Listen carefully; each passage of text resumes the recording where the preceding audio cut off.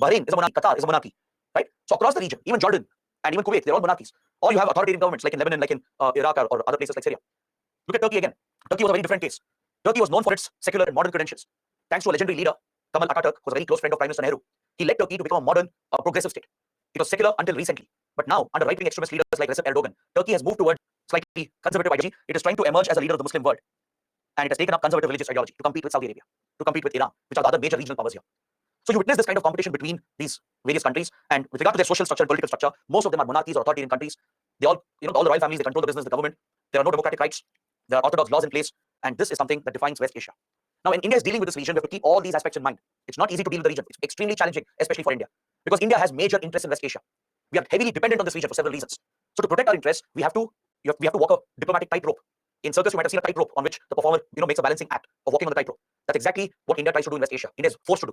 There are such conflicting powers here that India is forced to balance out each other. Every time it is a challenge. Every time there is an incident here, it becomes a challenge for India. All right. So let's examine this in more detail. Let's talk about India's interest in West Asia now. Now that you have a fair idea about West Asia, let's talk about our interests. The first interest, the first topmost priority of India is obviously our own energy security. Majority of our oil and gas supplies is coming from Asia. Is that clear? So essentially, our economy is completely dependent on these countries. Without these countries, India's economy will die out. It will collapse. India's economy is dependent on West Asian oil and gas. This is something you cannot take away. All right. See, we are not blessed with hydrocarbon reserves. Most of our oil gas reserves are imported. Nearly 85% of our energy requirement is met through imports. All right. And 60% out of this is coming from West Asian countries. You can clearly understand how important these countries are for our energy security. Is that clear? So protecting this relationship, ensuring reliable and cheap supplies of oil and gas is the topmost priority of India. Nothing else. Everything else can wait. This is the primary objective of India. The primary interest here is to secure reliable oil supplies to India. Doesn't matter who will supply under what circumstances, and we are ready to go to any extent to ensure that we have reliable supplies. And as much as possible, it should be at a cheaper price, because the import bill will shoot up. As we import 85% of our energy requirement, and 60% of it is coming from these countries, if the prices increase, our import bills will shoot up, thus increasing our trade deficit. It will create an imbalance in our balance of payments, right? So our current account deficit will shoot up. So that is something India has to keep in mind. The import bill and how the oil prices can impact our balance of payments and the current account deficit of India. This is a major economic priority. It becomes a strategic priority because of its significance for the economy. Next, the second biggest interest of India, the Indian community. The Indian diaspora plays a critical role in West Asia. Is that clear? By conservative estimates, according to a latest study conducted by the UN Migrant Stock, there are more than 10 million Indians. This is a minimal number I'm giving you. The actual number could be much more. It could be somewhere between 12 to 13 million. At least 10 million plus Indians are working in West Asia. All right? We actually have a historical connection here. Arabian Sea has been the link since ancient times. There are enough evidences to show the trade and maritime links and cultural links between the Indian civilization and the Gulf, the Persian Gulf. We've had a lot of cultural influences from here. Islam came to India, right? The Persian culture has had a huge influence on India. Similarly, Indian culture has had a huge influence on the region as well. So there has been an exchange of ideology, exchange of cultural practices. Plus, we have historical trade and maritime links, especially the west coast of India, from Kerala to Gujarat, right? Karnataka, even Maharashtra. Since many centuries, these coastal areas have had a link with the Persian Gulf. So that is something which binds and brings India closer to West Asian countries. There are Indian communities settled in some of the countries since centuries. All right, if you, let's say, go to Oman, if you go to Bahrain, there are a few Indian communities that were settled here many, many decades ago. They moved as traders and merchants. There are a few Hindu communities, they have temples as well in some of these countries. All right, in Bahrain, there's a very popular Krishna temple, which was revamped recently. Prime Minister Modi, when he went to Bahrain, right? This Krishna temple was inaugurated, which had been revamped. It's a very old historic temple built by the trading community, Indian traders in Bahrain. Similarly, there are a lot of linkages, cultural linkages that bind India with the region. You have the Hajj pilgrimage, right? The sacred pilgrimages to Mecca and Medina. Mecca and Medina are two of the most sacred pilgrimage sites in Islam. So Indian Muslims, when they carry out the Hajj pilgrimage, the government of India facilitates the pilgrimage by working with the government of Saudi Arabia, the Kingdom of Saudi Arabia. This is an important aspect of our cultural relationship, right? Promoting such pilgrimage, promoting our religious links formed with Islam and Hinduism. This is something that binds the region together, all right? So there are these historical links to protect. You have Indian communities settled here from a long time, and recently, that is in the last, let's say, 40, 50 years, millions of Indians have traveled to study, to work, and settle in West Asia. If you look at the workers who have gone from India, majority of them are actually blue-collared workers. All right, this is something you find. It's a trend that you notice with regard to West Asian countries. There are millions of Indians working here. Majority of them, more than 90-95% of them, are actually blue-collar workers. What do you mean by this? I'm sure you have studied this in economy. Blue-collar workers are those who have very limited educational skills. They are literate or semi-literate. Even the skill set is not great. I mean, they have basic skills or semi-skilled. So they are the ones who get involved in manual labor, in hard physical labor. For example, construction workers, those who work in the oil industry, in the real estate, construction industry, those who work in the hospitality segment, right? So such regular work, which is manual, routine work, hard labor, physical labor, falls under blue-collar work. They don't get very high salaries, all right, because they're not very well educated. They'll have basic education, sometimes semi-literate. They'll have basic skills or semi-skilled. So their pay is not great. They get a basic job, which is better than what they get in India. That is what attracts millions of Indian workers who go to West Asia. India is the biggest contributor of labor to West Asian countries. In fact, Indian diaspora is the backbone of their economy. Indian workers in the blue collar sector, they form the backbone of the West Asian economy. That is the leverage we actually have. Indian workers are the backbone of the oil industry, the construction industry, which is the backbone of the West Asian economy. The problem is, blue collar workers face many challenges. They face very, very serious challenges. Since they are not well educated, since they don't know much about foreign travel, how to get a job, how to get visas or passports done, they often approach middlemen, these agents, and quite often they are duped. Middlemen, they dupe them, they extract money from them, they exploit them. Many times they are sent on fake passports and fake visas. They get caught in those countries and face a lot of problems because these are very strict countries where the laws are extremely rigid. Sometimes they get trapped, not just by middlemen, sometimes also by organized criminal cartels. They are misused couriers as human couriers to smuggle drugs, gold, and even currency. To smuggle notes, to smuggle gold or drugs, of course. They use them as human couriers. They promise them a small commission. They get attracted by it or they're duped and they're sent. And if they get caught, they face very strict punishment. In most of the countries, it is death penalty for smuggling drugs. All right. So that is a serious concern. Indian workers are facing a lot of risks. They're getting duped. All right. Sometimes jobs are promised, but it's not delivered. The middlemen, they make the money, they send them on fake visas or there's no job at all, but they send them over there and they dump them over there. There are cases where they have been pushed into trafficking. They are trafficked in the name of a job, in the promise of a job. They are pushed into beggary, prostitution, child labor, etc. Especially women and children are very, very vulnerable. Is that clear? Women and children, especially who head towards West Asia, are extremely vulnerable. They're pushed towards prostitution, towards other hazardous labor. The bigger risk is facing abuse from the employer. Employers are known to abuse Indian workers in these countries. There are problems related to their pay, their working conditions, their social security, and in general their well-being and their safety. All right, because see, the region faces a lot of conflicts. There are terror attacks happening, civil wars breaking out. Many times, thousands of Indian workers get trapped in these conflict situations. So ensuring their safety is important. We need to rescue them immediately, evacuate thousands of Indians. That becomes the responsibility of the Indian government. Plus, employers who give the jobs here, they confiscate their passports. When there are many instances where these employers have confiscated the passports of the Indian workers, they don't give it back and they don't pay them well. They give them very basic salaries. They don't even give them proper work conditions. They're abused. They're exploited. They're used as bonded manual labor, and they don't have good social security as well. No pensions, no insurance, and there are many cases where women workers have been again abused, sexually abused, molested, pushed into prostitution as well. There are incidents where Indian men who are working here, they marry an Indian woman, right, who's not very well aware. They marry them from rural areas. They take them as their wife. But once they reach here, once they come back to West Asian countries, they sell them off to human trafficking cartels. There have been many incidents where this has happened. They marry deliberately for this purpose, to push women into trafficking so that they make money. They get paid for it. All right. So there are many such cases we have witnessed. So ensuring the overall safety and well-being of Indians becomes the topmost priority here for Indian diplomacy. Now, some of you might ask, why should we care about this? These are Indians who are abroad. We have to care about them because one, it's a moral duty of the government. The government is not doing any charity by helping them. It's the duty of the government to help out Indians abroad. All right. And more importantly, these Indians abroad, they are an asset. They are the biggest diplomatic asset for India. Is that clear? No government, no leader can create that kind of asset. It's a natural diplomatic asset, a leverage that we have against other countries. This is the tremendous soft power of India. All right. This plays a role in our diplomacy, in our foreign policy. These Indians abroad, they become our cultural ambassadors, constantly promoting Indian culture, Indian customs, Indian practices. Right? That's why Indian food is popular everywhere. Anything associated with Indian culture, be it yoga, be it any other cultural trait. Right? You find that around the world, you find great acceptance towards it because there are Indians around the world promoting it. Right? As a part of their day-to-day lives, they're acting as our cultural ambassadors. Many of them will become influential. They could become extremely rich, set up major businesses. They could enter politics, get closer to the governments. This is something we leverage in our diplomacy. The influential Indians, the influential Indian community can exert pressure on the governments. When India cannot exert that pressure, right, we can use the Indian community there, use the contacts we have in the diaspora and use them to put pressure on behalf of the Indian government. So they play an important role in diplomacy, in pushing the opinion of foreign governments and the foreign public opinion. All right, they act as a leverage for Indian diplomacy. And more importantly, they are doing the country a very, very big favor by sending precious remittances back home to their families. Their families in India receive money. The money they earn, a part of it they save, they send it back to their families in India. Right? This is called remittances, inward remittances. Remittances coming towards India, back to India. Today, India has become the world's largest recipient of remittances and it has crossed $100 billion. We even beat China. We overtook China. And last year, we have become the world's largest recipient of remittances. These remittances are critical to build up our forex reserves. It is crucial to bridge our current account deficit. Is that clear? We are getting more than $100 billion in remittances. That's a massive sum of money. Right? This is the money Indians are sending from abroad, from all around the world. And from West Asia, we get the majority share of the remittances. A huge share of remittances is coming from West Asia alone because there are millions of Indians struggling here, working here, putting that hard effort, saving money and sending it back to their families in India. When this money comes, the foreign exchange, right, boosts our forex reserves and it helps India to deal with the massive current account deficit that we have. That is why it's an obligation. It's a duty of the government to protect the safety and well-being of the Indian diaspora. The government is not doing any duty here. It's not charity the government is doing. It's a duty of the Indian government to protect them, look after them, help them out in those countries. That's why the Indian embassies here, Indian consulates, right, they reach out to the Indian community. They try to protect them. They try to give them any legal support, right, any diplomatic support needed. Whenever they face any challenges and issues, the Indian diplomatic presence helps in protecting the Indian community abroad. All right. So that is one major interest we have. Apart from this, other priorities, the third priority would be the strong economic relations which are building up, right? Because there is a huge trade opportunity as far as Indian exports are concerned. It's a massive opportunity for India in Russia. India has a lot of exports headed towards the region, and by getting better market access here, we are going to boost our trade volume. That's why India is pursuing FTAs with the region with few countries. We signed an FTA with UAE, for example. Last year, we signed a historic free trade agreement with United Arab Emirates. We're going to discuss this very soon. All right. We are negotiating an FTA with the Gulf Cooperation Council, the important grouping of the region. All right. So Indian exports have tremendous potential here. Plus, we can attract massive investments into India's infrastructure sector, into our economy. These countries are sitting on massive wealth. They are sitting on petrodollars. By selling petroleum, all these countries are filthy rich, right? The sovereign here, the government, the monarchy, they own a lot of money. It is unimaginable wealth that they possess, right? Trillions of dollars worth of investments can be attracted to India because India is a very attractive market for them today, right? There are many mega projects in India, infrastructure public projects. There is the startup ecosystem in India, which is very attractive for these governments. That's why many sovereign funds, government-owned funds of these countries have invested in Indian companies.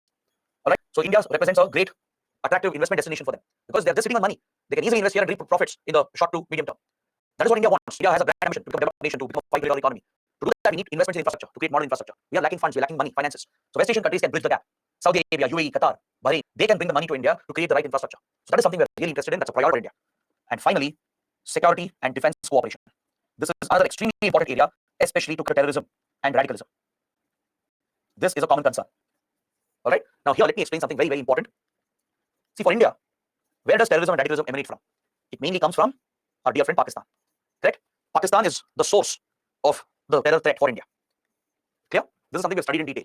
Now, historically, Pakistan is a very close ally of West Asian powers.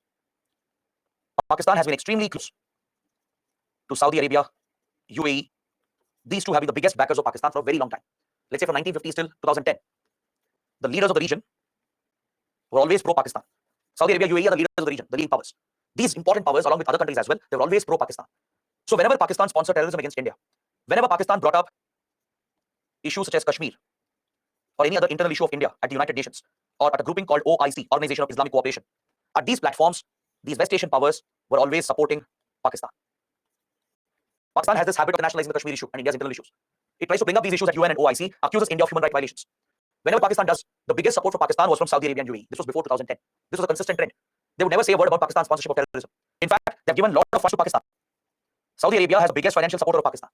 There is also a belief that Saudi Arabia invested in Pakistan's nuclear weapons program as well to give itself a nuclear shield.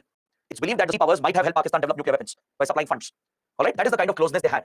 Until 2010, they would never criticize Pakistan for sponsoring terrorism against India. Even when the 26/11 Mumbai attacks happened, these countries didn't say a word. Right? They didn't blame Pakistan directly. But something changed from 2010 onwards. There's a dramatic shift that you witness here. The Mumbai attacks were a turning point.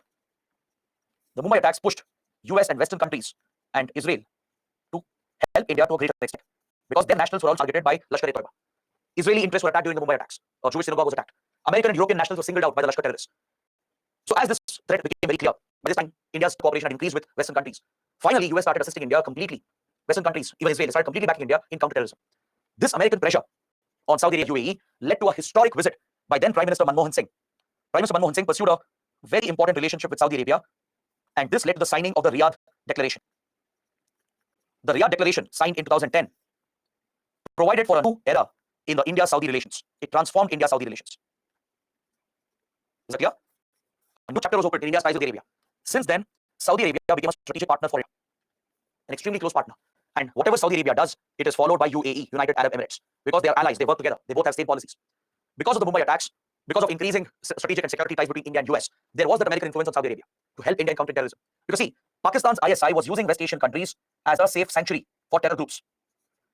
There were safe havens located for terrorists in Saudi Arabia, UAE, and other West Asian countries. Pakistan's ISI has used these countries to hide the terrorists. Lashkar, Jaish terrorists have found a base. Criminal cartels, including the Dawood cartel, have found a base in West Asia. And Pakistan has created this, and other countries were tolerating it. Even if India gave information about the presence of these terrorists and elements, these countries wouldn't act against them. Saudi Arabia, UAE, and others, they weren't acting against them as they were indirectly backing Pakistan. But after Riyadh Declaration, after 2009-2010, this has changed completely. There's a dramatic shift which has happened after this. A strategic partnership started building between India and Saudi Arabia, and of course between India and UAE as well. All right. See, they also had an economic motivation. They saw the size of the Indian economy, the potential of the Indian economy. They realized there's no point simply siding with Pakistan all the time. So the growing closeness between India, Israel, India, US also played a role, right, to bring Saudi Arabia, UAE strategically closer to India, and also the tremendous economic opportunity that India represented, the market size of India, the investment that they could do in India. This is something they got attracted. And as a result, they started adopting a neutral position on the Kashmir issue. Now, this is a huge shift, a major shift. This is a radical shift in West Asian geopolitics. When Pakistan brought up the Kashmir issue at UN or OIC, these countries became neutral. They wouldn't support Pakistan. They would abstain from the vote. That was a big victory for India. All right. And when big terror attacks happened, like the Uri attacks, the Pulwama attacks, and when India retaliated, these countries supported India openly for the first time. Before, when major attacks would happen, these countries wouldn't blame Pakistan at all. If India were to put some pressure or retaliate against Pakistan, they wouldn't support Pakistan, or they wouldn't support India. But after the Riyadh declaration, their approach changed completely. Because after Uri attacks, Saudi Arabia and League gave a statement saying they sympathize with India. When India carried out the surgical strikes, they said India has a right to defend itself. When Pulwama attacks happened, they more or less directly blamed Pakistan for it. They called upon Pakistan to curb terrorism, and they supported India when India carried out the Balkot airstrikes. Now, this was a huge shift that happened, right? So, with regard to terrorism, countering terrorism, these countries were crucial, critical, because many terrorists were hiding in these countries. Pakistan was hiding them here. Terrorists belonging to Lashkar-e-Toiba, Indian Mujahideen, were sheltered in West Asian countries. Indian Mujahideen was a domestic Indian terror outfit, a notorious group. These terrorists were supported by Pakistan. They would be taken out of India to Nepal. From Nepal, they would be taken to West Asian countries like UAE or Qatar or Saudi Arabia. They would be housed here. From here, they would be taken to Pakistan to be trained and brought back to West Asia. Is that clear? Look at Amritpal Singh, the current Khalistan extremist, reportedly with links with ISI and other Khalistan terror groups. He was also based out of Dubai. He came from Dubai to India. So there has always been a base, a terror sanctuary that existed here, created by Pakistan's ISI as part of its secret war against India. Previously, before 2010, we weren't getting the cooperation of these countries as they were aligned with Pakistan. But after 2010, due to changing geopolitics, due to India's economic potential, their approach changed towards India, and now they're helping India counter terrorism. It's because of these countries we destroyed Indian Mujahideen. Today, Indian Mujahideen does not exist. In 2008, Indian Mujahideen was one of the biggest for India, carrying out multiple attacks in Indian cities. By 2011, we had demolished the group. It was decimated because Indian intelligence agencies, IB and RAW, got tremendous support from the intelligence agencies of Saudi Arabia and UAE. Along with US and Israel, India demolished these groups and Indian Mujahideen was wiped out. Several top terrorists belonging to Lashkar and Indian Mujahideen were arrested in these countries and they were extradited to India. They were secretly brought back to India and given to Indian authorities. So that is the kind of cooperation that has built.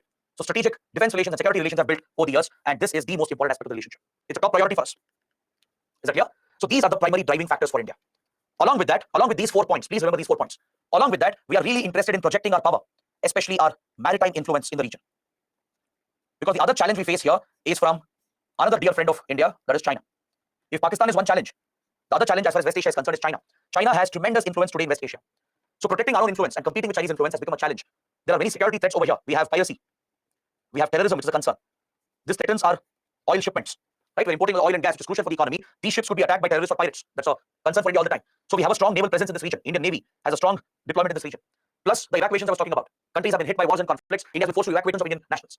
So that requires again to extend your military power. So that is why India has secured access to an important port in Oman. Oman is another good friend of India. This port, the Duqm port, is a strategic port here to which Indian Navy has been given access. Indian Navy has gained access to the strategic Duqm port of Oman. So this will help us in getting logistical support. If Indian Navy has to be deployed here for a prolonged period, or if we have to project naval power beyond this region, into Persian Gulf, into Red Sea, into Mediterranean, then Duqm port can become a logistical base for India, where we can get refueling, resupplies, so that we have a constant naval maritime presence, protecting our security interests, tackling piracy, tackling terrorism, protecting the ships, the shipping lanes, stabilizing the region, if required, evacuating Indians who are stuck in conflict zones. That is why it's important to project our military power, naval power especially, and we have gained access to the Duqm port.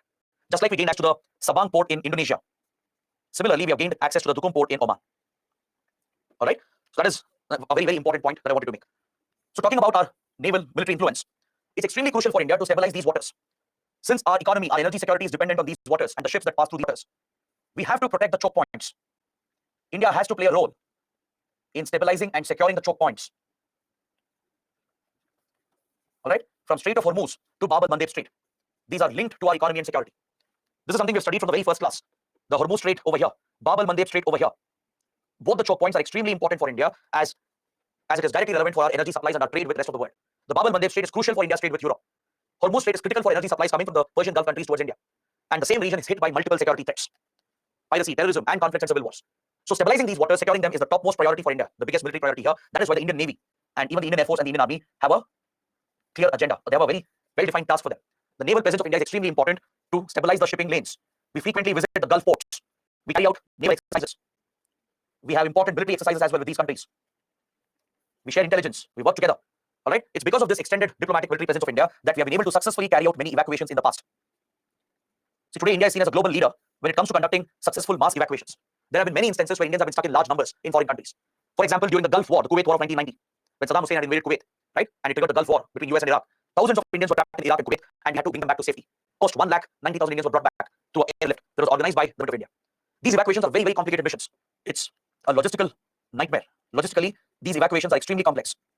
Because you have to figure out where your people are present, in which part of the country. You have to bring them together, ensure their safe passage, because there's a conflict going on. The terrorists or the government forces might target them. So you have to create a safe passage, work with all the entities. You'll have to talk to the governments, use your diplomatic influence. Maybe you have to talk to terror groups as well to create a safe passage for Indians, to safely bring them out and arrange the travel back, either through ships or through aircraft. This requires coordination of multiple entities, multiple stakeholders. So the Ministry of External Affairs will have to work with Ministry of Defense, the intelligence agencies of India, the armed forces, especially the Navy and the Air Force, Ministry of Civil Aviation and Ministry of Shipping, because we may have to rely on private airlines, commercial ships as well, to bring India back.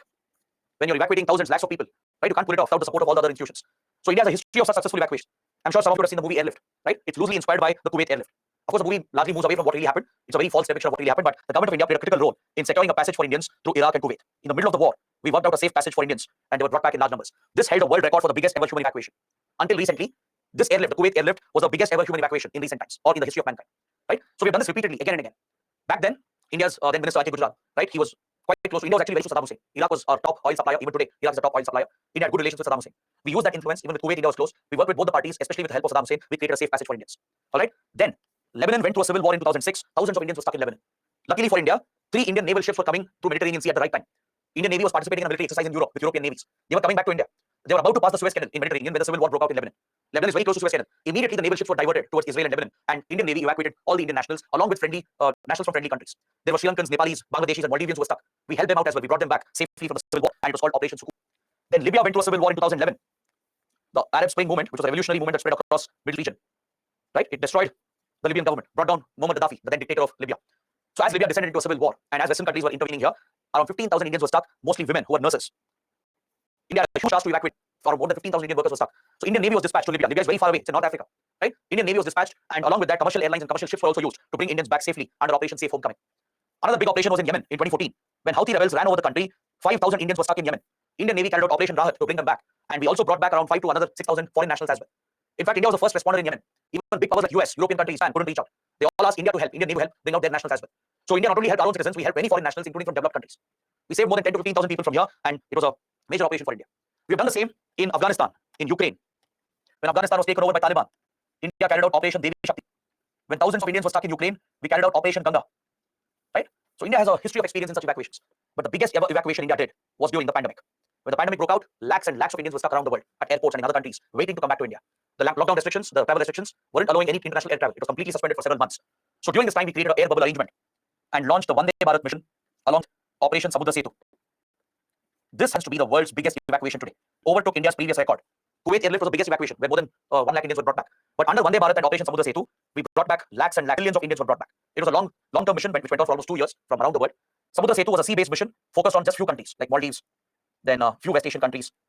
So here, Indian Navy brought back Indian nationals. But Vande Bharat involved private airlines of India and other commercial passenger flights. Through this, the MEA worked out air bubble arrangements, and we brought back lakhs of Indians who were stuck abroad. Right? So this is something India has done repeatedly, and this is a presence we need to have. The military presence and the diplomatic presence is something that's very, very important for India in West Asia. Since West Asia is so vulnerable, so volatile, it's very important for India to have that constant military presence and diplomatic influence. That is why access to these ports are important. That is why our naval deployment in the region is critical. The military exercises, the naval exercises we have with these countries, they're extremely important for India. All right? It not only helps us in stabilizing these shipping channels and dealing with the security threats, it also helps sending Indians back, rescuing them when they are stuck in a problematic zone. All right? So this is where I would like to stop for now. With a short break. We'll take a break and we'll come back at 8 a.m. All right? I'll see you back at 8 a.m. because after this, we will be studying our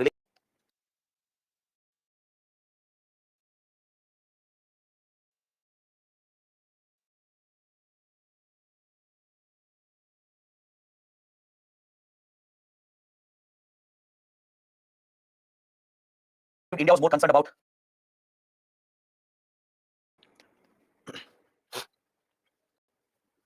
Hello everyone, welcome back to the session. So now we've understood India's approach towards West Asia. What interest do we have here?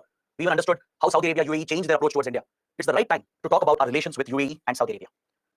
In fact, if you understand one, you'll automatically understand the other as well. It's as simple as that. Just remember this, before 2010, Saudi Arabia, UAE, they were just supplying oil to India. They saw India as a dependent country, a country dependent on them. And the other aspect of the relationship was the diaspora. They always believed India was more concerned about its people. So they had no influence to act in favor of India. But what really changed was India's economic growth. India's growing security relations with the US. These two factors played an important role in influencing Saudi Arabia and UAE to change their approach towards India. It's no longer a one-sided relationship because they look at India as a great economic opportunity where they can invest. They look at India as a strategic partner today, and that is one reason why the transformation has happened after 2010. All right? UAE has become such an important economic partner that last year we signed a free trade agreement in February 2022. And this was the first FTA that India was signing after many, many years. After the bitter experience with the ASEAN FTA, for almost 10 years, India had stayed away from free trade agreements. Remember, we discussed the FTA with ASEAN yesterday. I told you how the trade in goods affected India adversely. Following the bitter experience, we had stopped signing free trade agreements with other countries. But since last 2 years, India has started focusing on FTAs, bilateral FTAs with important partners like UAE.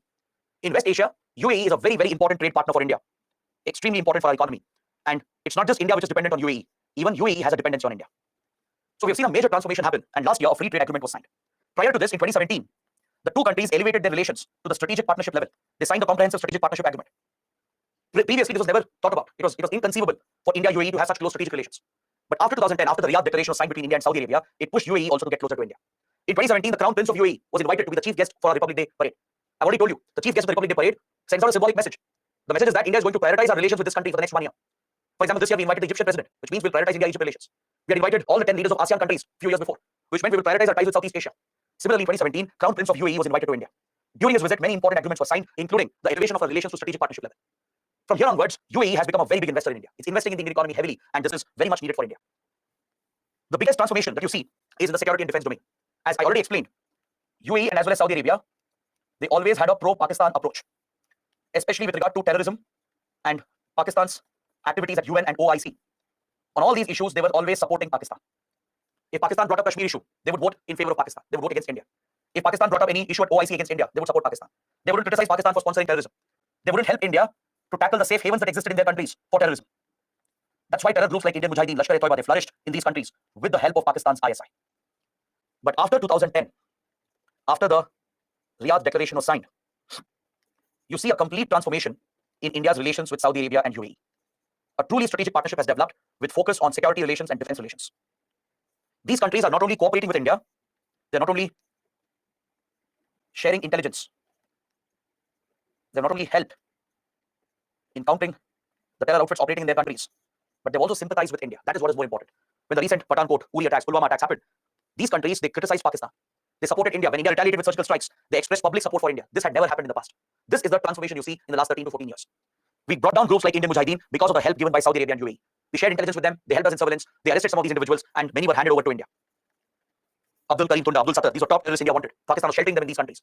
They were all arrested, brought back to India, and it helped in destroying the terror base that existed in these countries. So that is a very big change, a very big transformation that you see as far as our security defense relations are concerned.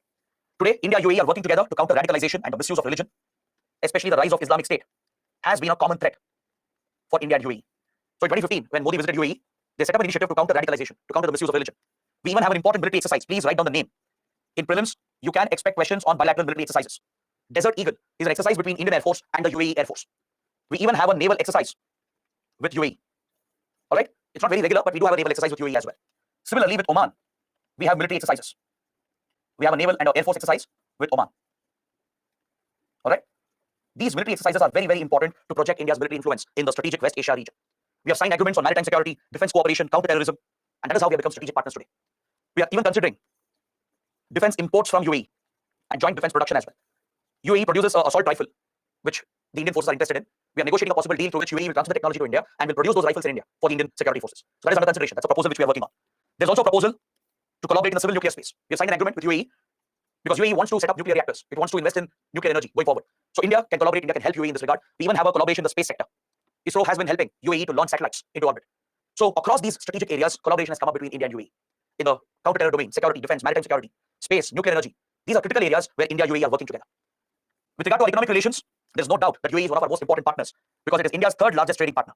After China and US, it is UAE which is usually the third largest trading partner, and the total trade volume is more than $70 billion. Even for UAE, India is one of the biggest export markets. It exports a lot of goods and commodities towards India, and it's primarily driven by oil and gas. And there's a strong presence of Indian community here. There's a very strong Indian diaspora that resides in the UAE. According to latest estimates, at least 3.3 million Indians were living in the UAE, and this number has increased to more than 4 million. Okay, this was according to 2019 data, according to the UN International Migrant Stock. It's a UN report on the movement of international migrants. According to the 2019 report, 3.3 million Indians were working in UAE. So in the last 3 to 4 years, the number has jumped. And according to estimates, it's more than 4 million. At least 40 lakh plus Indians are residing, working in UAE. So they form a key part of their economy, UAE's economy, especially in oil, construction, and also in the hospitality sector. These are the key sectors of their economy. In the critical sectors of UAE's economy, it's Indian workers who are driving the growth of UAE. Right? Oil, construction, real estate, hospitality, because UAE is a big tourist destination. So it's Indians who are mainly backing UAE's economy by providing the required labor, cheap labor, skilled labor that they need. All right? In the tech domain, there is collaboration taking place between Indian startups, Indian IT companies, and companies based out of UAE. I'm not sure if you know this, but Dubai and Abu Dhabi, they are being set up as technology hubs of the future. UAE is setting them up as the startup hub, a hub for IT companies and emerging technologies such as artificial intelligence, robotics, etc. So this is another key area of collaboration between Indian companies and the UAE companies. So there's active collaboration there, along with the close security defense relations. So this is what makes UAE such an important partner, and it has promised to invest at least $75 billion in an infrastructure fund, in the National Investment Infrastructure Fund, to create the infrastructure needed for India. When the Crown Prince of UAE visited as a Republic Day chief guest, he promised and signed an agreement to provide $75 billion worth of investment in the coming years, which will be invested in key infrastructure sectors like roads, power grids, power plants, port and airport projects. This is where UAE is interested in. It is looking to invest in our critical infrastructure. India needs these funds to scale up our infrastructure, and that's why it's a very, very close partnership. And there's no doubt it's very crucial for our energy security. I think that goes without even mentioning. It's one of the top oil suppliers to India, accounts for nearly 8% of our oil imports, right? This is pretty old data. We haven't got reliable estimates after that, but trust me, this would have increased. It would have gone about 10%. And more importantly, it has helped India in the Strategic Petroleum Reserve Project. It has helped India in establishing the Strategic Petroleum Reserve Project. Now, let me explain what is this project all about. Since we're talking about West Asia and energy security, it's important for you to know about this key project of India, especially for your prelims. This can be very, very important. See, India is an oil importing country, right? We're dependent on oil imports. So when you're import dependent, the external developments, external shocks could disrupt the supplies, or it could shoot up the prices. And both will have an adverse impact on the Indian economy. Imagine if a war breaks out between Iran and Saudi Arabia, or Iran and Israel. Or let's say a terror group carries out an attack on a ship, oil carrying ship in the Persian Gulf. Or let's say a war breaks out between US and Iran, or due to high tensions between US and Iran, either Iran or US, they blockade the Strait of Hormuz. They put a naval blockade. If these adverse developments were to happen, it will disrupt oil shipments to India. That will destroy our economy. Any adverse development like the pandemic, Russia-Ukraine war, it will shoot up oil prices, which increases the import bill for India. So we are very vulnerable to these external shocks. That is why we need to shield ourselves from these external shocks. We need to create a buffer stock where we store a large quantity of oil to meet our strategic requirement to protect the Indian economy from such external shock events. That is why countries like India or China or US, the big powers, they create a strategic petroleum reserve. Just like Food Corporation of India creates a buffer stock of food grains to ensure constant supplies and maintain the food prices, similarly, we are storing oil in large underground tanks. These are massive underground facilities that come up in important locations, at important coastal areas where the ports are located, where the oil shipments come in, or near important refinery projects where we have refinery facilities. So at important strategic locations, these large underground facilities are created to build a strategic petroleum reserve. This will give you a buffer. China, for example, has a buffer of 30 plus days. It has built a massive facility at multiple locations where it stores crude oil, and without any import, it can sustain for more than 1 month. US has such a massive facility. It has a buffer stock of 60 plus days. More than 2 months of supply is readily stored in the US. This is something India is also trying to create, and phase 1 of the project has been completed, which gives us a 10-day buffer stock. It gives us a storage capacity of 10 days worth of India's oil requirements. So we can sustain for at least 10 days, maybe even 2 weeks without any oil imports. That will give us enough time to negotiate new deals and procure cheaper oil to India. All right. So under phase 1, 3 underground facilities have come up at Mangalore in Karnataka. Mangalore is a major port of India. Plus you have oil refining facilities, petrochemical facilities here. Visakhapatnam, another major port location, and Padur near Udupi, again in Karnataka. So there are 2 underground locations in Karnataka, 1 in Andhra Pradesh. These are the 3 strategic petroleum reserves of India. This has given us a 10-day buffer stock. We are expanding this under phase 2. Phase 2 of the project is going on currently. 4 more strategic crude oil facilities are being built at Bikaner in Rajasthan, where you again have few oil refining facilities. Rajkot in Gujarat, another major petrochemical center. Reliance, Adani Group, they all have major refineries here. There's a second underground tank at Padur in Udupi and Chandikol in Odisha. These are the 4 strategic reserves coming up under phase 2. So we'll have a total of 7 strategic reserves, which will give us a buffer stock of 30 days or more. Even we will very soon have a buffer stock of at least 1 month or more than 1 month. We can sustain the economy without any oil supplies if we rely on the strategic reserve. This serves not just an economic purpose, but also a national security purpose. Right? It ensures, let's say in times of war, our armed forces will have a guaranteed supply of oil without any fear of external dependency. All right? It creates self-reliance for India. And UAE and Saudi Arabia have played a critical role here in supplying to these projects. They have supplied cheap and reliable oil in filling these underground tanks. We signed a separate agreement with UAE and Saudi Arabia for this. They supplied cheap, reliable oil supplies, to which we have created the buffer stock. All right. So both the countries have directly helped India in creating the strategic buffer. Right. So it's a key project, and these countries are extremely important for India to achieve this energy security. Now coming to the FTA that we signed, the free trade agreement. It basically provides for duty-free access for most of the exports of both the countries. It's a very, very big development. After many, many years, we signed an FTA. This was before the FTA we signed with Australia. Right. This set the ground.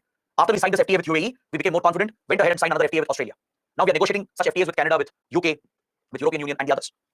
Under this trade agreement, 80% of goods will see a major reduction in tariffs and duty-free access to 90% of India's exports to UAE. All right. This agreement has come into effect. It's already operational. And the goal of both the countries, the objective, is to take the trade to $100 billion in 5 years and create job opportunities in both the countries. As of now, it's around $60 to $70 billion, the bilateral trade. We are planning to jump this or boost this to 100 billion, to make it cross 100 billion in the next 5 years. In case of India, it's the labor-intensive industries which will benefit. That is why jobs will be created. Lots of jobs will be created in the MSME sector because of this FTA. Is that clear? Because from India, the biggest exports to UAE includes gems and jewelry, textiles, leather, engineering goods, pharmaceuticals, etc. All of them are labor-intensive, requires a lot of manual labor. So the boost in exports will directly contribute to Indian economy by creating lakhs of jobs in the Indian market.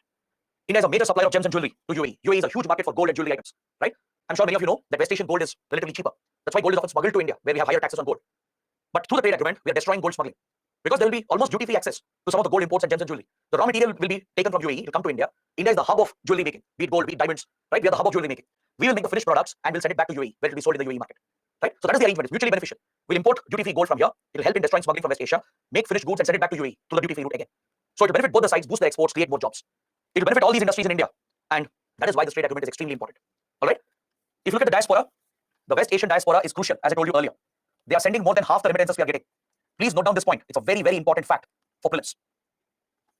Out of the $100 billion plus remittances we are getting, more than 50%, more than 50 billion is coming from the Gulf countries alone.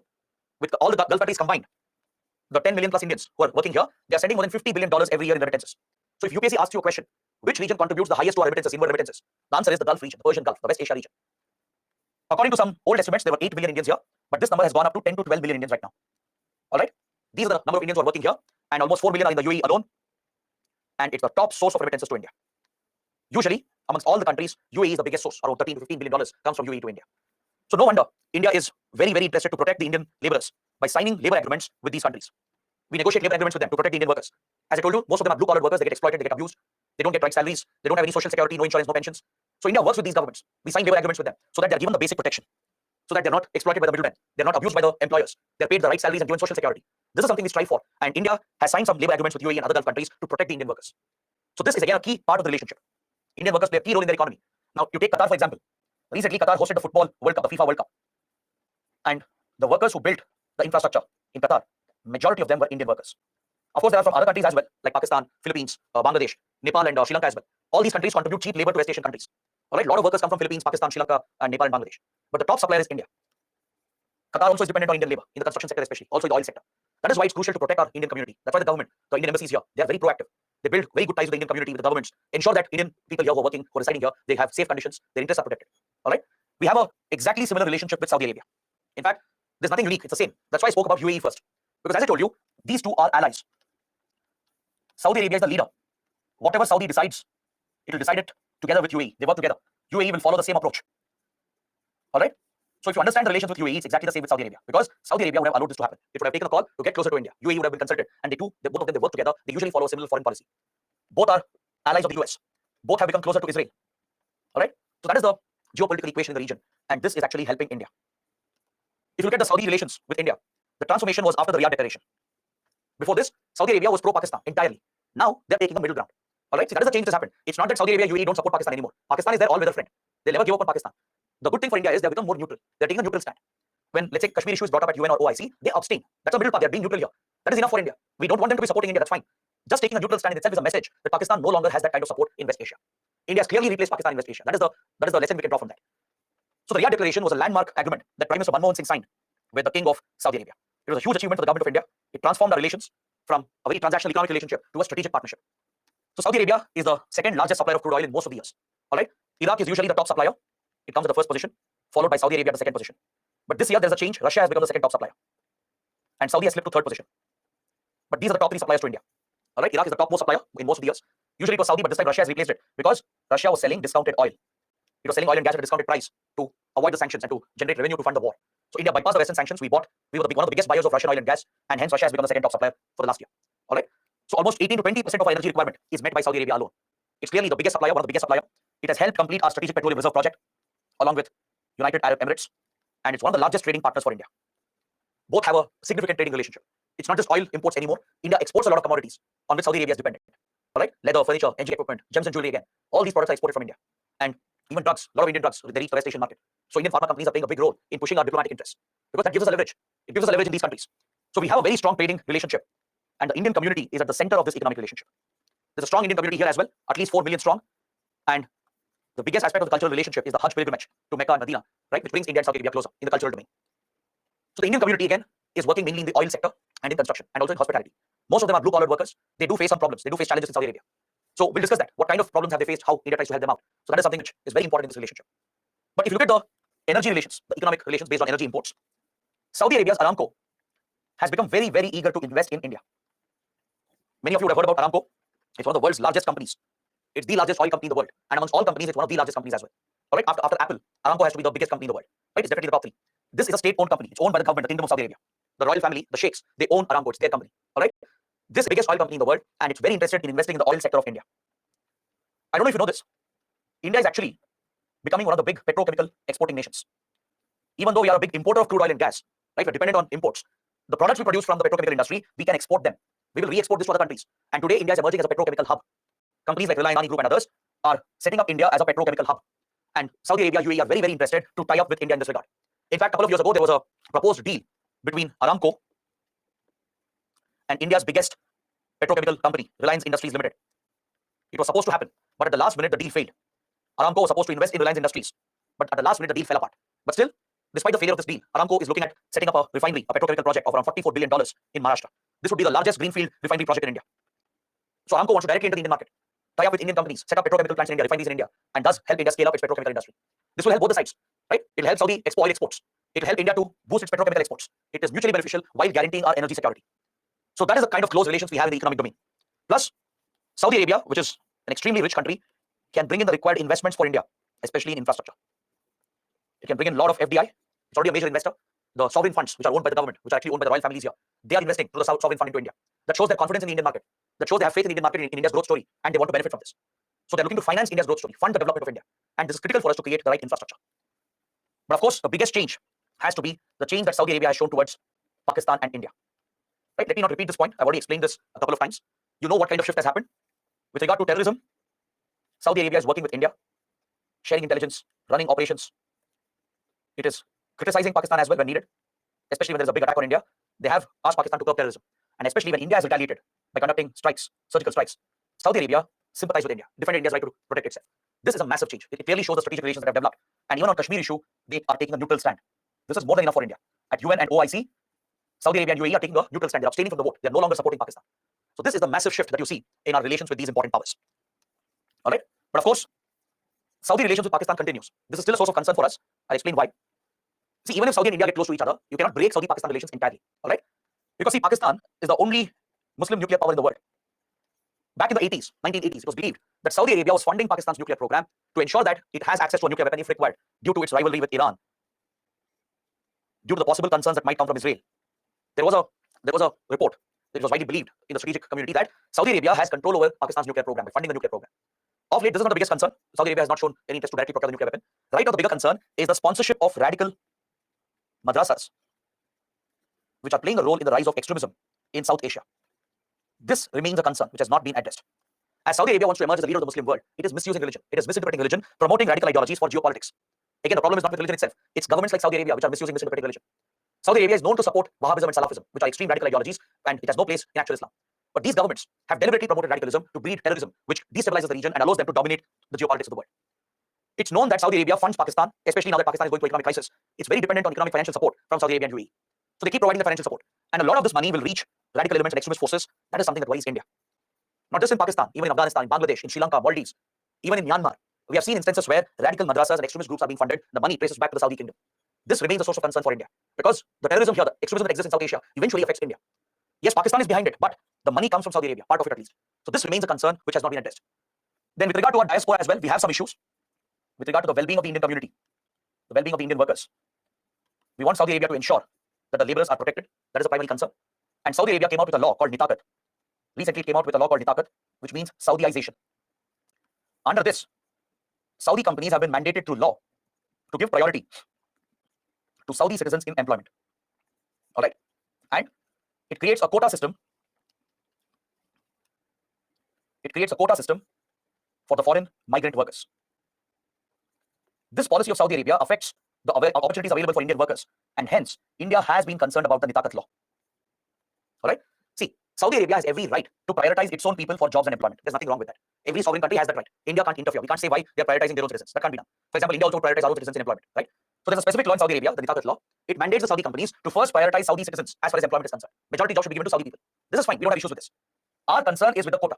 For foreign migrant workers, a quota-based system has been created, and this could affect Indian workers adversely. So we want a fair share of the quota to be given to Indian workers. We want a higher share basically, because we send more workers to Saudi Arabia. We want a higher share in this quota. An equal quota can't be given.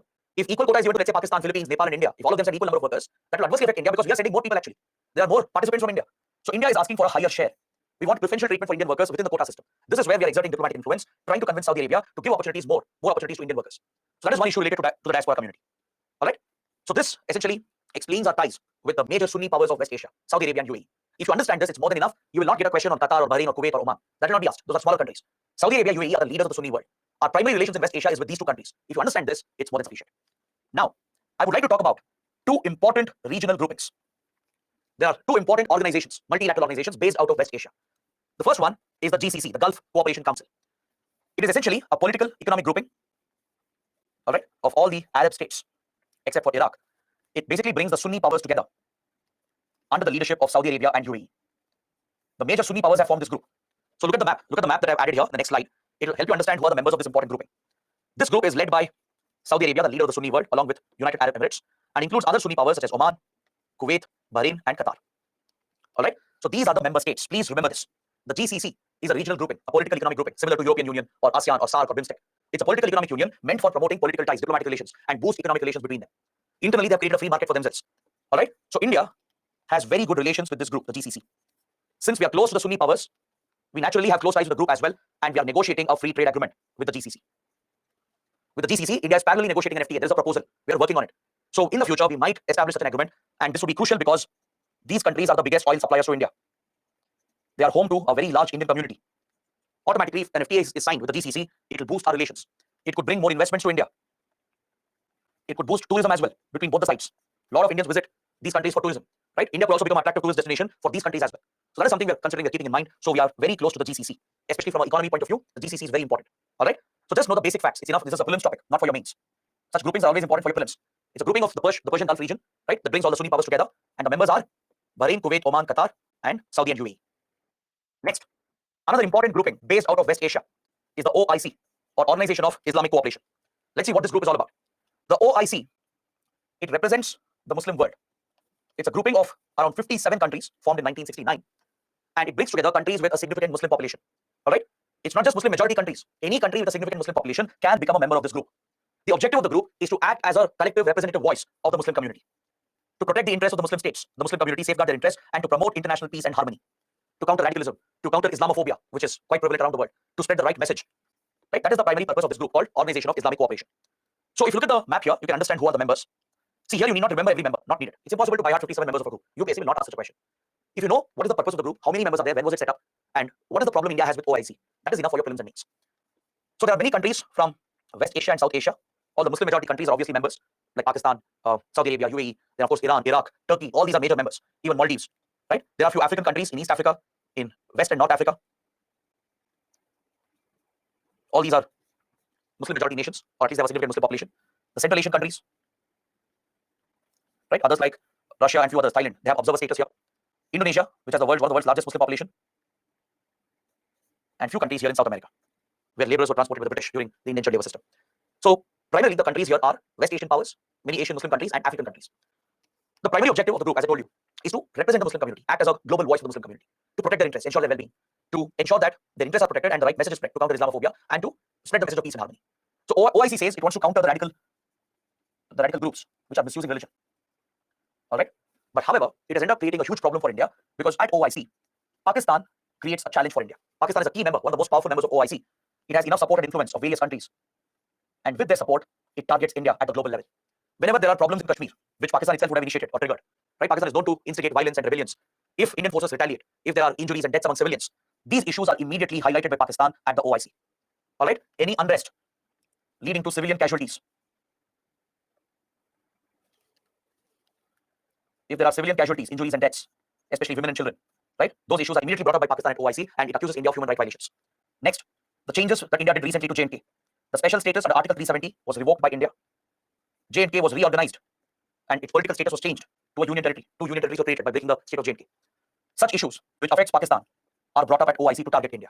Right? It used the OIC platform to target India to say that India is changing the status quo and violating the basic rights of the Kashmir people. Similarly, the Citizenship Amendment Act, which triggered a lot of controversy in India. All right, even this was internationalized by Pakistan at this platform. See, these are internal issues of India, be it unrest in Kashmir, the decision related to Article 370 and reorganization of the state, be it the controversial Citizenship Amendment Act. These are internal matters of India, and external powers have no right to interfere. They have no say in this. Internally, we can criticize them, we can debate about them, but external powers have no standing to interfere in India's internal matters. But Pakistan has this business. It is involved in the business of internationalizing the internal issues of India to blame India for violating human rights, for targeting the Muslims. This is something that affects India's image. Previously, it was getting the support of Saudi Arabia and UAE. All right, this support has stopped. That's what we understood. They've started abstaining from these votes. They abstain from these votes.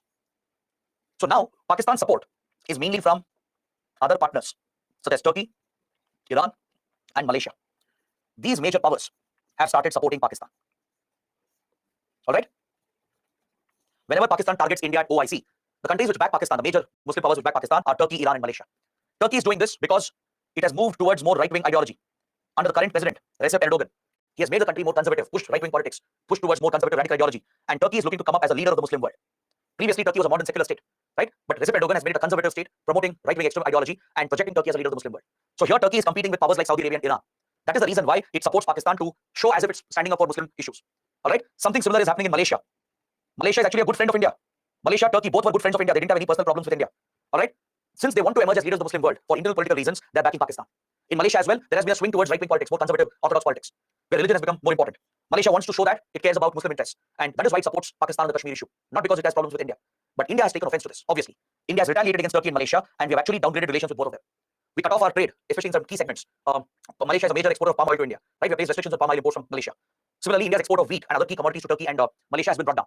All right. So our diplomatic relations have taken a hit because Turkey and Malaysia went against India and they have openly backed Pakistan. Turkey has gone one step ahead. Recep Erdogan has brought up these issues at UN as well. He brought up the Kashmir issue against India at the UN. India was extremely angry. India retaliated and our ties with Turkey and Malaysia have been badly hit. But recently, when Turkey suffered from the earthquake, India was one of the first countries to provide HADR assistance, disaster management assistance. Because see, there is always a difference between geopolitics and humanitarian issues. No matter who it is, every country has a duty and obligation to protect people, to help out any country, any people during a humanitarian crisis. India has lived up by that principle, right? And also it's an opportunity to rebuild our relations. We might give Turkey an opportunity to change its approach towards India. So India dispatched a lot of assistance. We airlifted relief material, medical teams were sent. Our NDRF and Indian Army medical teams were deployed in Turkey and Syria to help out the people during this time of crisis.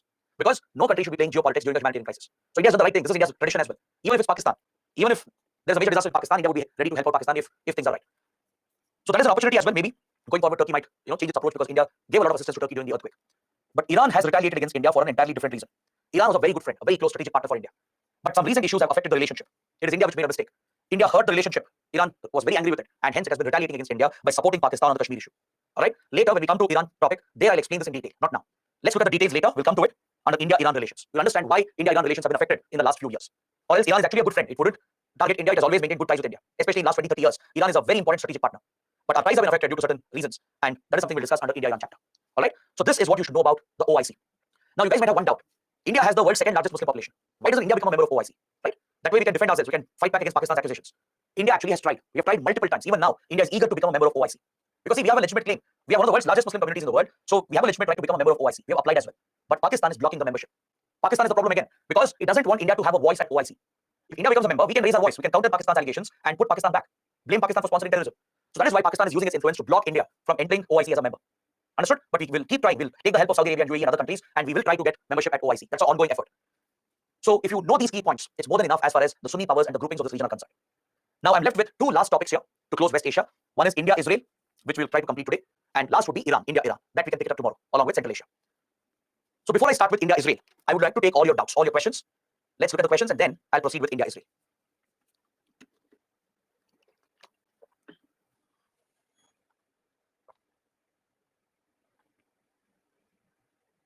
Anurag is asking, sir, what's the difference between India joining RCEP and India signing FTA with every member individually?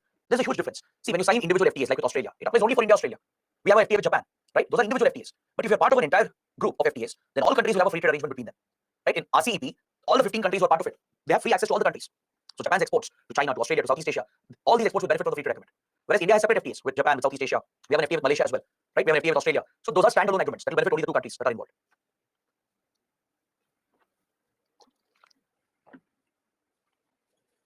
Mukta Deepak is asking, what are the factors for differentiating between developed countries and developing countries?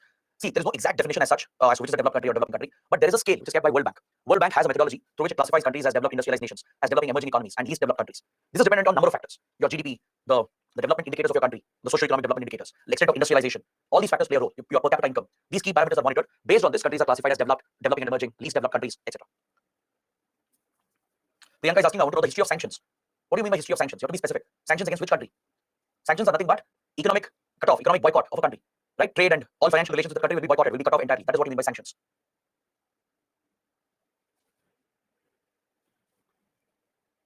Swasini is asking, sir, like developed countries, China has never seen a terror attack. Why China is a target? Not really. China sees terror attacks. I told you about this by talking about India-China. Let me just write it in a new slide. In the Xinjiang province of China, you have the Uyghur Muslim community, the ethnic minority group. They have been targeted, abused by the Chinese government, by the PRC. China is accused of committing massive human rights violations of the Uyghurs. Uyghurs have resisted the integration of Xinjiang with China. China forcefully occupied Xinjiang, just like it occupied Tibet. Since then, it has committed a lot of atrocities, discrimination against the Uyghurs. All right. Some of the Uyghurs who were frustrated, who wanted to retaliate, they got radicalized because they have ties with other radical groups and terror groups in Central Asia and Afghanistan and Pakistan belt. In Central Asia and also in Afghanistan, Pakistan belt, you have plenty of radical groups and terror groups. Some of the Uyghur radicals have links with them, and they have formed a terrorist group called ETIM, East Turkestan Islamic Movement. It's made up of radical Uyghurs from Xinjiang. They target China, they attack China. A lot of attacks happen in the Xinjiang province and sometimes outside of it as well. Their objective is to liberate Xinjiang, break it away, make it a separate country that they call as East Turkestan. So they have a separatist movement, a terrorist movement going on in Xinjiang. They have support base in Central Asia, Afghanistan, Pakistan, and attack Chinese interests. They'll attack Chinese projects. They'll attack China in Xinjiang province itself. Their objective is to liberate Xinjiang to protect the Uyghurs and make it a separate country called East Turkestan. So China is also a victim of terrorism. Next, Pranav is asking, Iran and Saudi Arabia restored diplomatic ties because of China. Is it bad for US? Yes, I was about to mention this at the last part, but let me mention it here itself. Recently, there has been a big development. Last week, China has mediated a settlement. It has mediated a settlement between two arch rivals, Saudi Arabia and Iran. I told you earlier, these two are arch enemies of each other. They target each other repeatedly. In fact, they had cut off all relations between them 7 years ago. 7 years ago, after Iran sponsored Houthi rebels in Yemen, and after Saudi Arabia sponsored the rebellion against Syrian government, relations completely fell apart between these two countries, and they had cut off all relations. They had stopped their diplomatic relations, their embassies were closed, they had no economic relations between them, no cultural relations. But China, which has very, very big interest in West Asia, it wants stability between these powers. They're all part of China's Belt and Road Initiative. China has been investing billions in the region. So China obviously wants to protect its economic and also geopolitical interests. China has a lot of influence with both the governments, mainly because of its investments. China has influence on Saudi Arabia and Iran. It has used the influence to bring them together, and recently they have struck a peace deal. Last week they signed a historic agreement through which they have restored diplomatic ties. They have restored their diplomatic relations, and they will very soon reopen their embassies, and they will restart their economic and cultural relations. This is a very big development in West Asia. It is a signal towards normalization, at least to some extent, between arch rivals Saudi Arabia and Iran. It might cool down tensions for some time at least. It will bring down the sectarian divide between Shia powers and Sunni powers, and this definitely weakens American influence in the region. It directly hits at the American influence. See here, American influence was all based on targeting Iran and working with Saudi Arabia. This was the American approach. America was protecting its interests, its security and political interests, by targeting Iran, targeting the Shia powers, targeting Syria, targeting Lebanon, while building close relations with Sunni powers like Saudi Arabia and UAE and Qatar and others. This was the American approach. But look what China has done. It has worked with both the sides. It has good relations with both of them. It has used this influence to push them together to talk, to sign a deal and restore ties. And the primary focus here is to protect Chinese economic interests. So definitely, without a doubt, this undermines the American economic, diplomatic, and military influence in the region. All right, but it's not sure whether the peace will last. Saudi Arabia, Iran have a history of rivalry between them. Today they might have come together, but 1 year, 2 years down the line, you never know, things will go back to what it was. But at least for now, China has done something remarkable. It was unthinkable, right? It has achieved something unthinkable by bringing two enemies together and making them talk and working out a deal between them to restore diplomatic relations. So that is a recent development that you should know about. Next, India-Israel relations, one of the most important relationship of India in West Asia. So let's see what kind of relations we share with this country, what's the complicated background here, and how India tries to balance out the conflicting interests. The moment you think of Israel, the first thing that comes to our mind is the Israel-Palestine conflict that dates back to 1940s. Is that clear? See, this region where you have Israel today, where you have the Palestinian territories, that is Jerusalem here, centered around Jerusalem.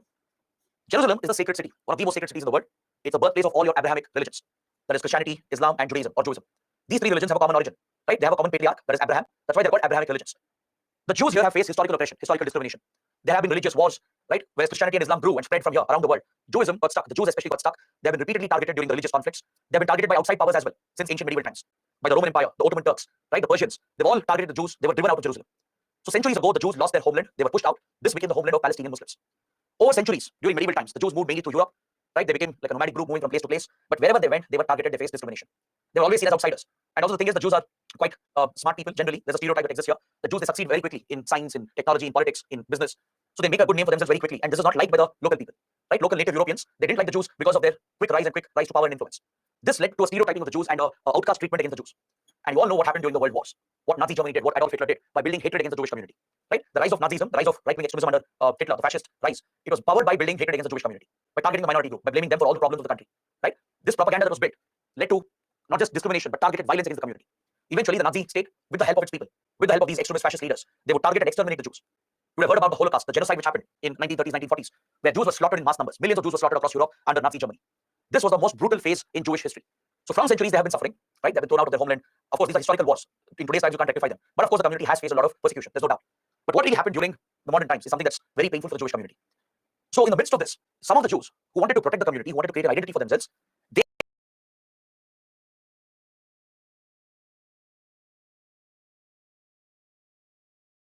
this led to a stereotyping of the Jews and outcast treatment against the Jews. And you all know what happened during the World Wars. What Nazi Germany did, what Adolf Hitler did by building hatred against the Jewish community, right? The rise of Nazism, the rise of right-wing extremism under Hitler, the fascist rise, it was powered by building hatred against the Jewish community, by targeting the minority group, by blaming them for all the problems of the country, right? This propaganda that was built led to not just discrimination, but targeted violence against the community. Eventually, the Nazi state, with the help of its people, with the help of these extremist fascist leaders, they would target and exterminate the Jews. You would have heard about the Holocaust, the genocide which happened in 1930s, 1940s, where Jews were slaughtered in mass numbers. Millions of Jews were slaughtered across Europe under Nazi Germany. This was the most brutal phase in Jewish history. So from centuries, they have been suffering, right? They've been thrown out of their homeland. Of course, these are historical wars. In today's times, you can't rectify them. But of course, the community has faced a lot of persecution. There's no doubt. But what really happened during the modern times is something that's very painful for the Jewish community. So in the midst of this, some of the Jews who wanted to protect the community, who wanted to create an identity for themselves, they started a movement called the Zionist movement, which is a radical right-wing movement. Some of the Jews got radicalized after years and years of targeting and facing persecution. Some of them, they established this right-wing extremist radical movement. It's an ultra-Orthodox Jewish movement called the Zionist movement. It calls for protecting the Jews. It calls for creating a separate country called Israel, which finds a mention in the sacred books as well. The Jewish sacred book, the Torah, mentions Israel, the land of the Jews. The Zionist movement, set up in 1800s, started gaining popularity in 1900s, and it rose to prominence because it was called to protect the Jews at any cost, even by taking weapons, by taking arms, by defending the community. While this seemed justified considering the Holocaust they were facing, they gave a call for creating Israel, bringing Jews back to Jerusalem around it, creating a separate state, an exclusive state, a communal state for the Jews. As this call was given to the Zionist movement, it triggered a migration. Jews started migrating from around the world back towards Jerusalem. Is that clear? Please understand, this was a time when the Jews were being targeted, right? In Europe especially, a genocide was being committed against them. Naturally, the Jews were running away, they were trying to save themselves. So as the Zionist movement gave the call to return to Jerusalem to form their own country, Jews from around the world started migrating back. Plus, this migration and this call for a Jewish state was supported by imperial powers, Britain and later USA. The British brought out a declaration called the Balfour Declaration in 1926. Under the Balfour Declaration, Britain unnecessarily interfered in this matter. Since Britain was a major colonial power, an imperial power, it had many colonies in West Asia, all this region you see here today, right? They were either British colonies or French colonies, be it Jordan, Lebanon, today's Israel and Palestine, right? All these areas were British and French colonies. So as these imperial powers always do, they meddle, they interfere, they divide and rule. They meddled here unnecessarily to retain their geopolitical influence. Through the Balfour Declaration, they gave support for the Zionist movement and the call given for a Jewish state. So with the support of Britain and later USA, Jews started coming back to Jerusalem in large numbers. And by 1940s, this became a massive crisis. Why? Because now, in modern times, this was the home of Palestinian Muslims. It was an Arab region. Obviously, it would lead to clashes between them. Some of you might argue what's wrong in this. The community has faced so much persecution since thousands of years. Now they're just coming back for their homeland. Fine, understandable. But please know that you cannot correct historical wrongs with new wrongs being made in the modern times. Yes, wrong things have happened centuries ago, right? By someone else, by some other empire, some other religions, kingdoms. You can't do anything about it in the modern times. Yes, the Jewish community needed protection. They needed a state for themselves. Nothing wrong with that. But this should have been done with consultation. By consulting the locals. Now, who are the locals? After centuries, this was an Arab region. This was the home of Palestinian Muslims. All of a sudden, Jews started coming back. They were supported by outside powers and they started taking away the property. Land is the most basic of all resources. They started coming and taking away the land of Palestinians, leading to communal clashes between the Arabs, the Arab Muslims, that is the Palestinian Muslims, and the Jews. All right? So the situation escalated very quickly. And after the Second World War ended, the United Nations, which had been formed, the newly created UN, to look after global affairs, to settle disputes and conflicts, decided to intervene because it was the role of UN to establish peace. The primary purpose of UN to be set up after the Second World War was to maintain peace and stability. So the UN interfered in this issue. It was supposed to do that. That was its role. It tried to mediate a settlement. After considering all the arguments, all the versions of the Jews, the Palestinians, all the other powers here, the UN finally came out with a solution that is popularly called the two-state solution. The two-state solution. The idea was to carry out a communal division of the region around Jerusalem and set up two independent countries. One country called Israel for the Jews, one country called Palestine for the Arabs, for the Arab Muslims. This was a proposal of the UN, which obviously was engineered by the permanent members, the Western powers, US, Britain, France, all the European countries. They backed the solution, two-state solution. Initially, when this idea was proposed, India and all other countries, especially the newly independent countries, the former colonies, they all opposed the two-state solution. Is that clear? Initially, in 1947, when the plan was proposed, the UN division plan, the two-state solution, not just India, many powers, many other countries from Asia and Africa, including several Muslim countries as well, they opposed this idea. They said we will not support this, and there's a reason behind it. We essentially did not support the creation of Israel. All right, we didn't support the division, the plan that was proposed by the UN. Can someone take a guess why India would take the stand? Why India would take the stand? What could be the reason? Anyone? Amarnath has got it right, a few others. Okay, some of you are getting it right. It's because of India's bitter experience, the history of partition, communal partition. Right? We knew that the creation of Pakistan was a British idea, it was an imperialist idea. It was their strategy of divide and rule. They have done this not just with India, they have done this around it. Across Asia and Africa, they created divisions, communal divisions, racial, ethnic divisions. Look what the British did in Sri Lanka. The divide between Tamils and Sinhala Buddhists is because of the British policies. In Africa as well, there are strong divides between Muslims and Christians. The same happened in the Indian subcontinent between Hindus and Muslims. Right? Creation of Pakistan was a communal idea, it was a communal division. India's moderate freedom struggle always opposed the communal division of Pakistan. The creation of Pakistan on communal lines. Because it would be an exclusive state for a particular religion that cannot be supported in a modern world. That is what the UN was proposing. A Jewish state and a separate Muslim state. India said, no, we can't support this. Yes, both the people require a homeland, fine. Maybe two countries have to be created, but not exactly on communal lines. So since we opposed the colonial imperial policies, since we opposed communal divisions, we said we cannot support this, and we didn't initially support the two-state plan. But very quickly, violence escalated. Communal riots escalated quickly between the Jews and the Arabs, and there was no other but to accept the two-state solution. All right? After initial position, India and almost every other country accepted that two-state solution is the only way forward, which could do justice to both the communities. See, both the communities were suffering here, not just one. They had become victims of geopolitics today. So to ensure that the war comes to an end, the conflicts come to an end, and the region is stabilized, every country finally came around to accept the two-state solution. India started supporting it, and the plan was to create two countries, Israel and Palestine. All right. So the plan was to simultaneously set up two countries, parallelly create Israel and Palestine. But then what happened? Israel betrayed the world. Israel went ahead, broke the two-state solution on its own unilaterally, and it declared unilateral independence in 1948. This was against international law. It declared unilateral independence. Of course, Israel could do this only with the backing of the Western powers. Western countries, they wanted to keep the region on the boil. Why? The region is blessed with oil, blessed with resources. Now the decolonization was happening. They didn't want to lose the control. There was Suez Canal nearby in Egypt on the Sinai Desert, which was critical for the global economy. So the European powers, especially Britain, the then dominant power along with US, they wanted to dominate the region, and the best issue for them was to exploit this community divide between the Jews and the Arabs. They backed Israel. They gave complete support to Israel to declare its unilateral independence, which was a direct breach of the UN mandate. This itself shows how ineffective and useless the UN was from the very beginning. The reason why UN is ineffective and useless is because powers are concentrated in the hands of the P5. Just 5 countries have kept all powers to themselves. That is why UN is a useless organization. India has made this clear many times. India has said it many times that UN is outdated. It serves no purpose today. The two-state solution failed because Israel went ahead and declared unilateral independence and broke the UN commitment that had been made. So Israel was created overnight, and it never allowed Palestine to be formed.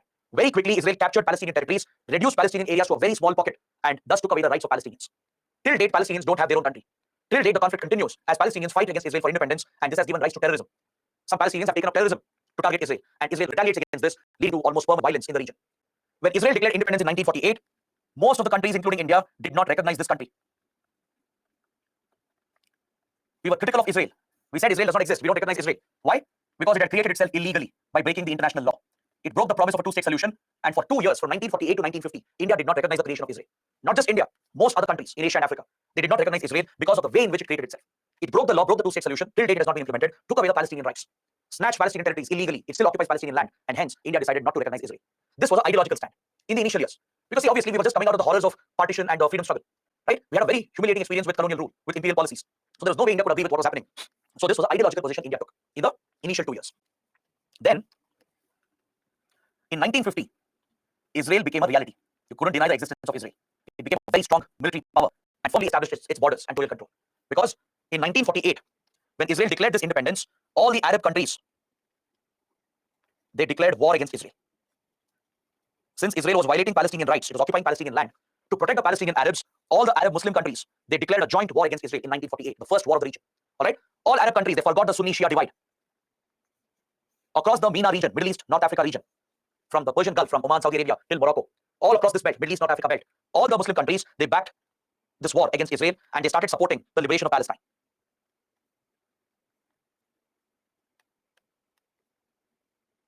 Is that clear? Without keeping the sectarian divide in mind, they kept the sectarian divide aside, and all the Arab countries here in the Middle East, North Africa region started backing the war against Israel. So the neighbors of Israel went to war. That is Egypt, then Transjordan. Back then it was called Transjordan. Now it is Jordan today. All right, and Lebanon. These neighboring countries of Israel went to war, backed by all the other Arab countries. Iran, Iraq, Saudi Arabia, everyone, right? All the countries, they supported these countries. They gave them troops, gave them weapons and funds to fight against Israel to liberate Palestine. But surprisingly, Israel won the war. The newly created country fought back against this Arab aggression because very quickly Israel had become a military power. Thanks to the support given by Britain and US. Because of Western support, Western funds and weapons and technology, Israel quickly rose to power, and Israel itself became a defense and a military industrial complex. Israel has always been a leader in the defense domain from the very beginning. Very quickly established a defense industrial base and built up a strong armed force of military power and cemented its territorial extent. It defeated all these countries, defeated Egypt, Jordan, and Lebanon, pushed back all the Arab powers, and quickly occupied the territories. You can see in the map here. This is after the war. After 1949, look at the territory. Israeli territory has expanded, and Palestinian territory. This was supposed to be a Palestinian territory according to UN. This large Palestinian territory was occupied. It was reduced to small pockets here. The Gaza Strip. This is the Gaza Strip between Egypt and Israel. It faces the Mediterranean Sea. This is the Mediterranean. All right. Next, West Bank came under Israel's control. These are the remaining Palestinian territories, West Bank and Gaza Strip. Very small Palestinian territories because rest of the territories were occupied by Israel. It defeated all the countries, pushed them back, and won the war convincingly, thus establishing the reality of Israel. So now, India was very eager to establish ties because that is what practicality dictates. Yes, initially we took ideological stand, but now, since Israel is a reality, you can't deny its existence. Most countries were recognizing Israel, so India gave recognition to Israel in 1950. All right? We recognize that, okay, Israel is a country, independent legitimate country. However, we could not set up diplomatic relations. There were no diplomatic relations from 1950 to 1991. For 40 plus years, India couldn't set up official ties with Israel, even if we wanted to. India actually wanted, because see, our support to Palestine is separate. It's an independent support. Even today, we support the creation of Palestine. All right? Even today, we support the two-state solution. That is a completely separate issue. But building our own parallel relations with each country is our right. It's in our national interest. Just like we support the Palestinian cause, just like we have good relations with West Asian countries, we wanted relations with Israel as well. But unfortunately, India couldn't do this for several reasons, mainly because of the external pressure. Why? West Asian countries, were the oil suppliers for India. If India sets up relations with Israel, it would anger them and they could cut off oil supplies to India. This was the weakness for India. This is the leverage they had. All right. In fact, no West Asian country, no Middle East country, North African country established ties with Israel. Even today, except for a few, most of them do not have relations with Israel. Even Saudi Arabia does not have official relations with Israel today. All right. Very, very few countries in the region to recently have set up ties with Israel. So in the 1950s, no country here, no Muslim country here set up ties with Israel. They did not recognize Israel. So they would expect India to do the same. As India was importing oil, we were dependent on them. Right. The West Asian countries had this leverage. Plus the Indian community, we were worried about them throughout this period. Right. 1970s, 1980s. Indian community kept building up in West Asia. India obviously was concerned about them. If we side with Israel, let's say if you want to set up ties with Israel, West Asian countries might retaliate. There might be a reaction against the Indian community. These were genuine concerns for India. We were under tremendous external pressure, which prevented India from setting up ties with Israel. There was a domestic constraint as well. This was a political reason. It was driven by electoral politics. Because it feared that if India sets up ties with Israel, the parties might lose votes. They were concerned about their vote banks. This was also one of the reasons, the domestic political reasons. If the government sets up ties with Israel, there was a fear there could be a backlash from the Indian Muslim community. Right? As most of them support the creation of Palestine, they might not vote in favor of the party. And there was a fear of political backlash within India. Driven by these reasons, Indian governments couldn't set up ties with Israel until 1991. Official ties were set up only in the year 92, after the Cold War ended. After the Cold War came to an end, P.V. Narasimha Rao government was diversifying India's foreign relations. For example, we launched Look East policy to focus on Southeast Asia. We paid attention to Africa and Latin America. Similarly, we finally used the opportunity to set up ties with Israel, official ties with Israel. However, in 1968, under Prime Minister Indira Gandhi, India had set up a secret, covert relationship with Israel. Since it was not publicly possible to do this, we had to set up a secret relationship. India's RAW, Research and Analysis Wing, our foreign intelligence agency, was authorized by the Prime Minister to set up ties with Israel's Mossad. Mossad is Israel's foreign intelligence agency. RAW and Mossad had similar concerns about Pakistan, its sponsorship of terrorism, and its nuclear weapons program. Because Pakistan's role with radical groups, its pursuit of nuclear weapons, was seen as a threat by Israel as well. There was a fear that the weapon might fall into the hands of other Muslim countries, like maybe Iran or Saudi Arabia, which might use that to target Israel. This was a common factor that brought us together. And under Prime Minister Indira Gandhi, India set up a covert secret relationship with Israel. This relationship was limited to the security and defense domain. It was limited to security defense relations, sharing intelligence, securing weapon supplies. Israel started supplying some weapons as well to India, conducting joint operations, intelligence operations, training our intelligence agencies and armed forces. So such close strategic relations built up, but it was all in secret, away from public domain. The public did not know about this relationship. It was a secret relationship that lasted until 91. It was only in 92 that official relations were set up, because Cold War that came to an end changed geopolitics. Also, West Asian geopolitics had changed, and I'll explain this in tomorrow's class. Tomorrow we'll start from here. I'll explain what changed in West Asia. How could Narasimha Rao government go and establish ties with Israel, which couldn't be done by previous governments? Right? Previous governments were under tremendous external pressure, along with the domestic electoral factors.